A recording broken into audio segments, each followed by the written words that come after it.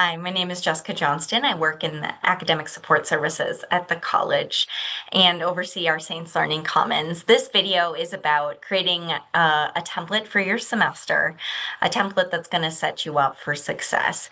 And we know lots of things are new about college in classes. We know that there's a lot of demands on your time. So we highly recommend creating a template for how you're going to spend your week.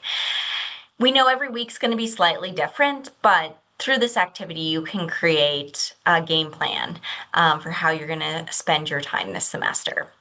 So we have this grid in front of you. We also have copies in the course, and we have copies at our Saints Learning Commons. And what we want to do is create a roadmap for what you're going to do each day and where you're going to be, knowing this might change a little bit, as I mentioned, as your to-do list items change. We also want it to fit with your goals. And we know lots of folks have academic goals. We'll definitely be sure to include that. But we also need to take care of ourselves and our community in order to be successful this semester. So once we have our grid, we start with the non-negotiables. Where do you need to be? And when do you need to be there? So the first thing is class. So as you know, high school versus college, far fewer hours in the physical classroom. This is a sample of somebody's academic schedule. There's a lot of time there. And research shows that a lot of time is not helpful for focus and motivation. And so this would not be a very successful template.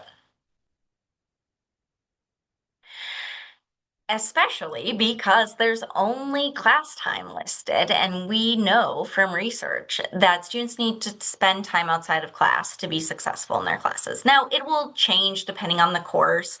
For anatomy, there's far more hours than perhaps Dignitas, for example. So we know this will ebb and flow, but on average, outside of class per week, we are expecting students to spend 30 hours. So that's outside of, on top of what was marked on the previous schedule. And that averages out to about 2 hours for every hour in class.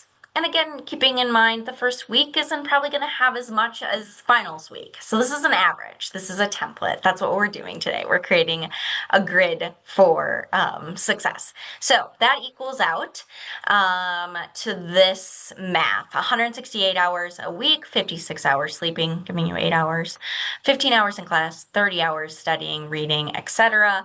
And even 3 hours for each day for getting ready. And even with that math, you still have 46 hours of free time, which is 6.5 hours per day.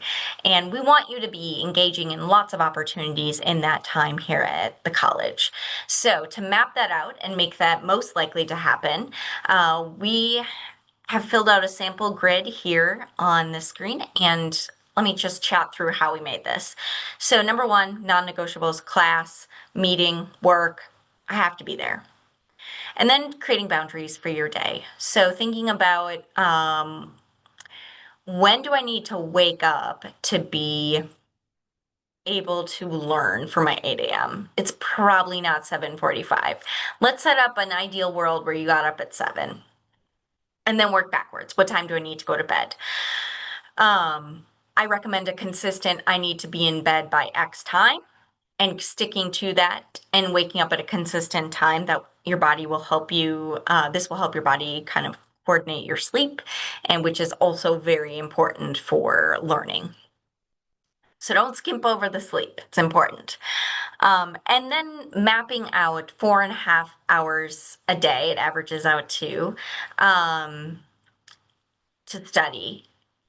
I recommend listing a location for those.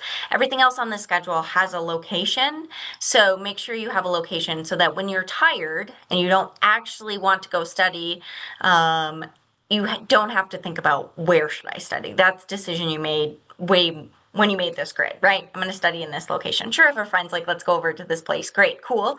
Set a location. These are appointment times with yourself. And again, your faculty are expecting you to spend time outside of class.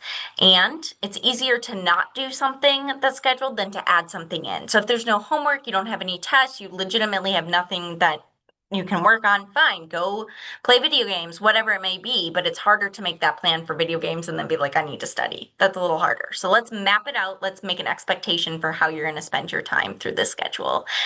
And I've included eating and chatting with family, mapping in those relationship pieces that are also really important, and then customizing it to meet your goals. If you're a pre-PA, maybe you need to do some clinical hours. If you're studying for the MCAT this semester, put in an MCAT hour.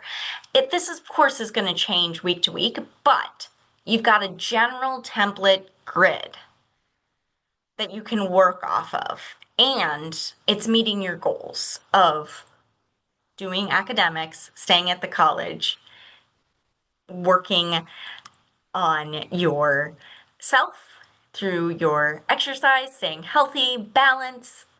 We want you to create a template for success. That being said, 4.5 hours every day of studying, or even 3 hours, like that takes a lot of focus and energy, and very few people can sit down and be like, I'm going to work on this paper for 3 hours. I recommend the Pomodoro technique, of which you're doing small chunks of time, taking a break, doing 4 cycles, and then doing a longer break. And for some folks, 25 minutes is too long. We're going to start with 5, we're going to start with 10, whatever it may be, but we want very focused time where your phone is put away, we're not snapping, silenced, it's all away so that you can build up that focus. This is how 10-page papers are done, 25-minute increments, not sitting down for a power session. That will not be your best work. That will not set you up for success. And like I mentioned, all of this is for setting you up for success, both in the academics, as well as stewardship of yourself, creating balance, and really in it for the long run. We've got 8 semesters of this. Let's set you up with success by creating a schedule that makes sense for you this semester. If you have any questions or want to reach out, I am happy to chat. My name is Jessica Johnston, or you can stop by our Saints Learning Commons. Thank you so much, and have a great first semester.